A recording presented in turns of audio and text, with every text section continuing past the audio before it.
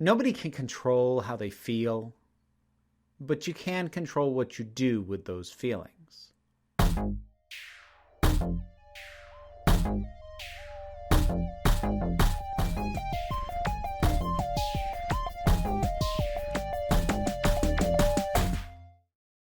Hey there, folks. This one's going to be a little bit looser today, but I'm in a mood where I kind of need to talk about the way that people get addressed when they express their feelings about something. And I'm largely going to filter this through when people like myself or BIPOC folks or disabled people or neurodivergent people or any number of other underrepresented groups voice some kind of issue with a piece of representation that is meant to reflect them, I rather frequently see or hear or have pushed at me sentiments that basically boil down to, you should not be complaining about that. You should just be happy to be present. Or, if you think that it's bad now, what about when you had nothing? This is why people don't want to represent you, because you complain about everything. Basically, these statements and these sentiments that boil down to trying to tell other people how to feel about their own experience. Because when we talk about representation, for any group that we ourselves are a part of, we're talking about the ways in which we see our experience and our lives reflected back to us. So when you tell someone to not complain about that, or that they shouldn't be feeling annoyed about it, then you're trying to tell someone how to feel about their own life and their own existence. And I shouldn't have to tell you that that's not okay to do.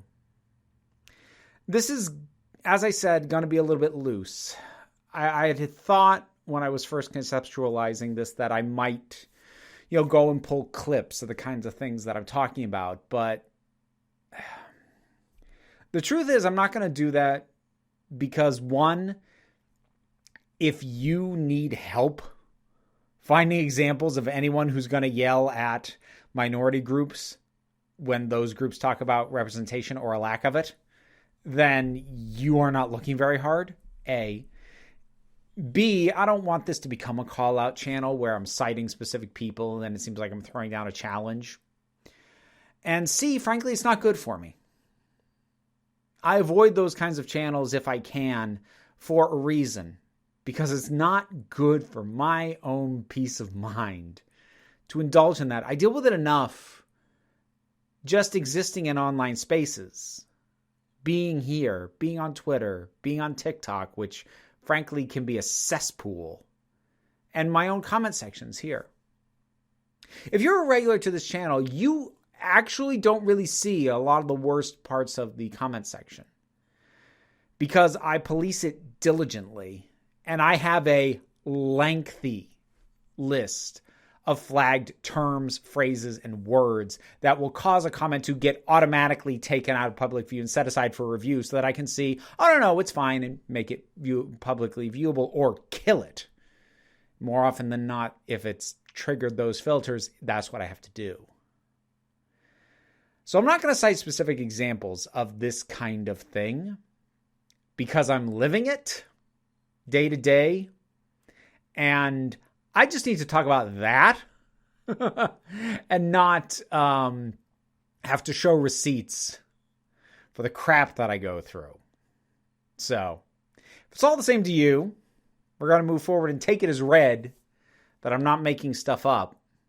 And if you think that I am, go away. Which kind of speaks to the mood I'm in. I suspect a lot of people, I'll do this as a side note, are going to say something to the effect of, is everything okay? Did something happen? No. I mean, other than just the general state of the world and a lot of crap going on, especially in the country that I live in a lot of areas, but specifically in regards to Black Lives Matter, and they do, despite how many of them keep getting killed. And at the time of recording, we're in the middle of a very heated trial around the death of George Floyd. And there's stuff like the law that Arkansas passed and the law that Texas is considering in regards to the depriving of medical intervention for transgender youth. And in the case of Texas, with what they're flirting with, literally criminalizing it. But this is not a place where I'm prepared or want to unpack any of that. But like, that's the mood I'm in. That's the state of the world has kind of put me at I'm running out of state of mind. I think most data that when people have tried to look into this to any degree and work through the anonymity of the internet, but even just looking at the context of the comments I get, these sentiments, these mentalities come primarily from people who are cis, white, straight, and male, or at least comprise a majority of those aspects. Usually, if there's a deviation, it's only going to be on one of those points. There are a few things more infuriating than people who are not and have not been for the entirety of my lifetime and theirs as well, have never been shy of representation of themselves, of their life experience in a wide variety of fashions. Telling people who don't see themselves in media very much, if at all, that they should just shut up. And look, to a certain degree, I do get part of it. In that, I understand that there is a sentiment among certain creatives, be they writers, directors, showrunners, things like that, to be concerned about trying to do representation because they worry that they're going to do it wrong and then a hate mob's going to come after them. Well, first of all, if you're worried about doing it wrong, then just put in a little research. Hiring a sensitivity reader is not hard. They're not expensive. So getting a set of eyes, if you're not going to have the group that you're representing in the writer's room, which I would argue you should, but honestly, it's not an absolute requirement. It's a good idea, though. Bare minimum, just get somebody in from that group, put their eyes on it, and make sure that what you're doing isn't stepping into horrible stereotypes that maybe you don't even realize are stereotypes. Know what your limits are. You don't have to be afraid unless you're planning to go it alone and not consult anybody. Because unless you do that, I have a hard time imagining that a creative is going to step in it so bad that they're just going to get massive amounts of hate launched at them. I feel like that's the thing. So often they don't consult anybody. And then they will say, well, I just won't do it. Then we have less representation. And the kinds of commenters and vloggers and whatevers that I'm talking about who then respond to that and come at people like me. I can cite you the specific example from a couple of years ago of when I was very upset at the casting of Scarlett Johansson in a role where she was going to play a trans man. Ultimately, she bowed out of that. The project has since been reimagined as a TV show and is moving forward. But I got so much hate being spouted at me from, again, so far as I could tell, cis, white, straight, hetero men. And like, that's not always supposition. Oftentimes they drop very direct hints about that. And I'll get to one of the things they have a tendency to say in a minute. But coming at me and saying, if you don't let her do this and allow a cis person to play a trans person, which is so much horrible baggage. Short version is, if you have cis people play trans people, especially if the cis performer is the gender that the cis character transitioned out of, then it reinforces the idea that a trans person is really their gender assigned at birth underneath it all. And that is wrong and hurtful and harmful. But they came at me. They said, you're not going to get representation at all if this is the way you're going to behave.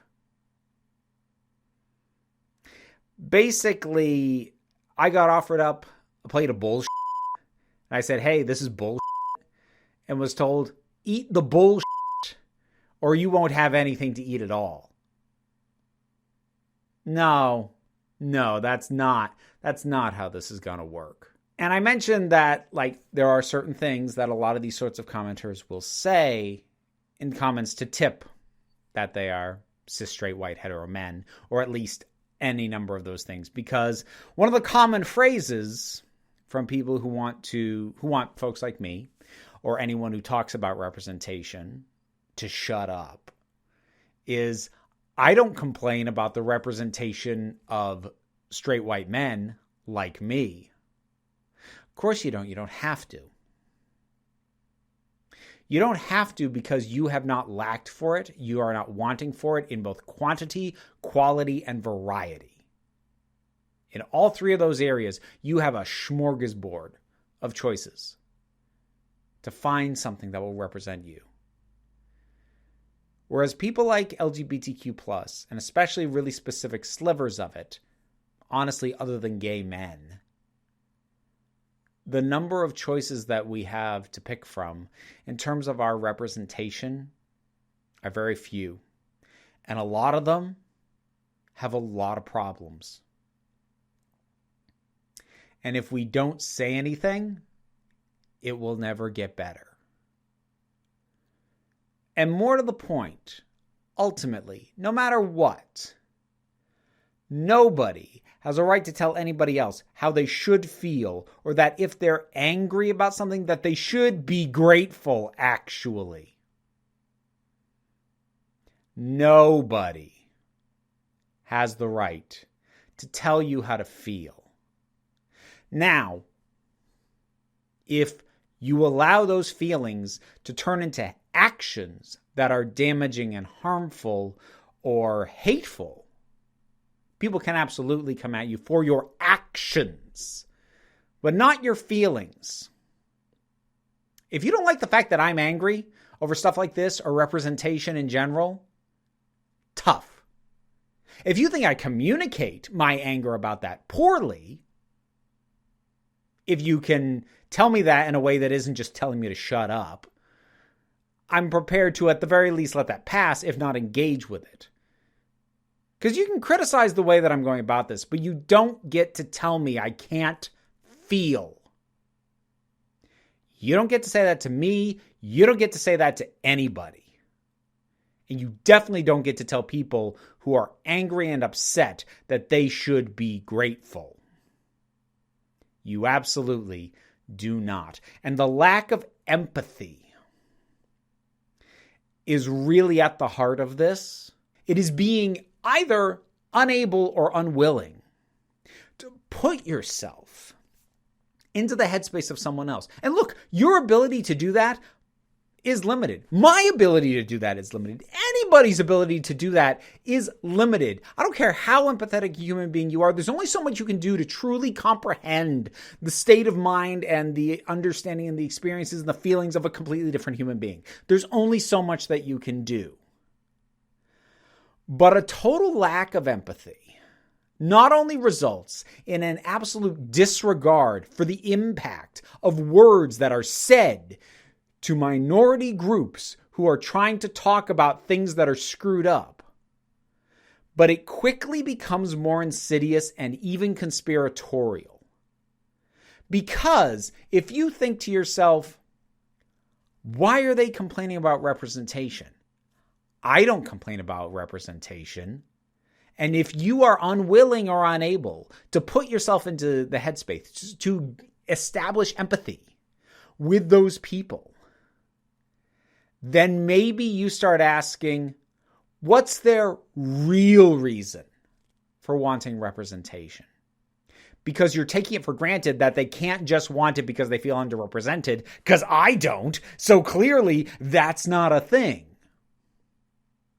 It's a view of life that says only my perspective is valid, but as I said, it can then turn incredibly insidious, because if you assume that, if you assume my perspective is the perspective everyone should have, I don't feel underrepresented, there's no way that they would feel underrepresented or poorly represented. So what are they really up to? And this is part of what is at the heart of every conspiratorial narrative in anti-SJW media on this very platform.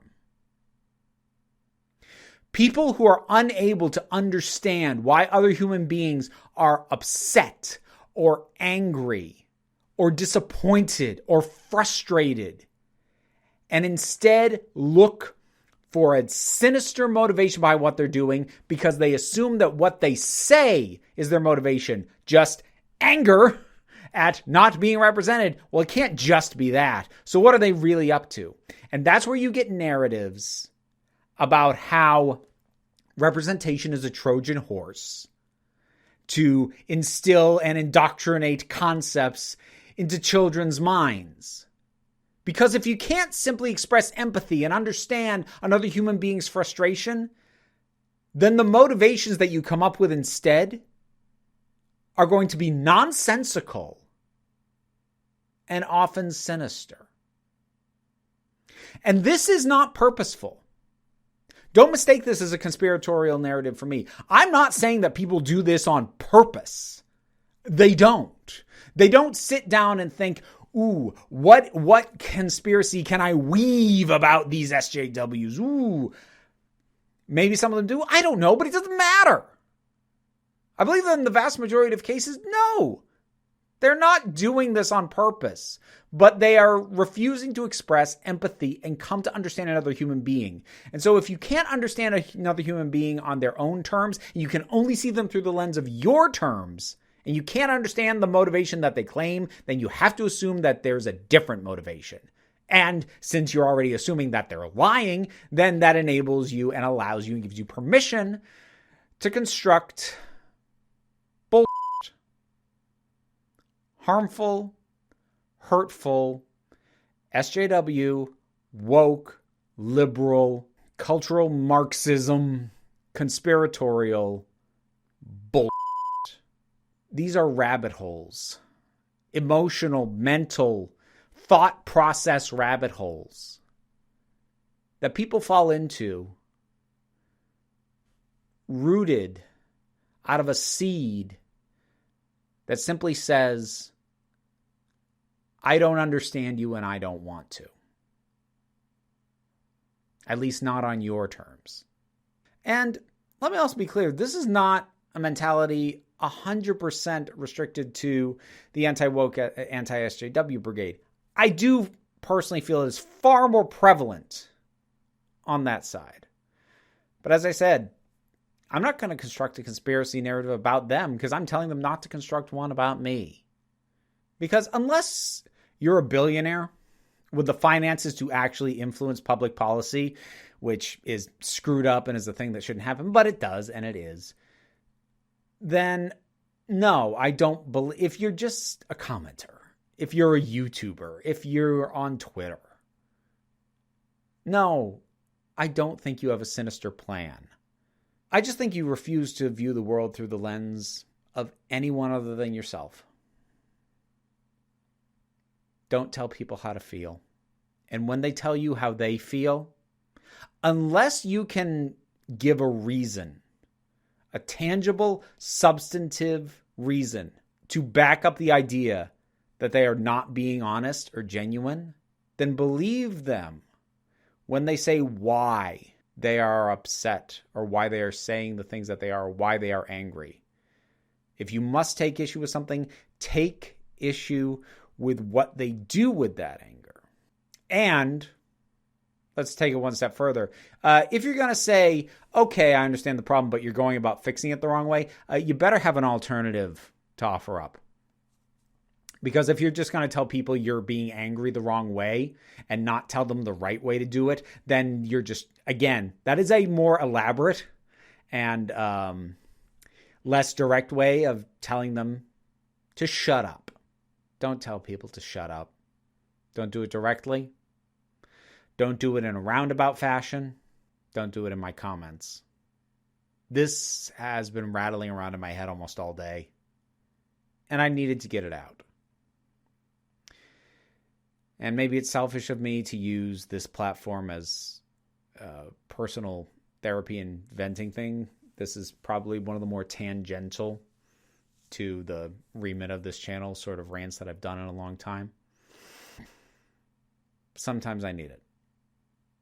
So if you stuck through it, even if you disagree with me, thank you for indulging me. Whatever your thoughts are, if you can keep them polite, drop them down in the comments. Let's talk about it. I have a Patreon, link in the description, maybe up there, probably not. YouTube's broken. That's one more thing adding to my frustration as of late. But if you are able to support me in any amount, there is rewards for every tier. Things such as being able to vote on future video topics, seeing the docket in advance, getting to see videos a few days in advance as well. And there's also YouTube memberships available if you would rather support me that way. You can also get your name in the credits, which you'll be seeing some of those in a little bit. But you don't have to.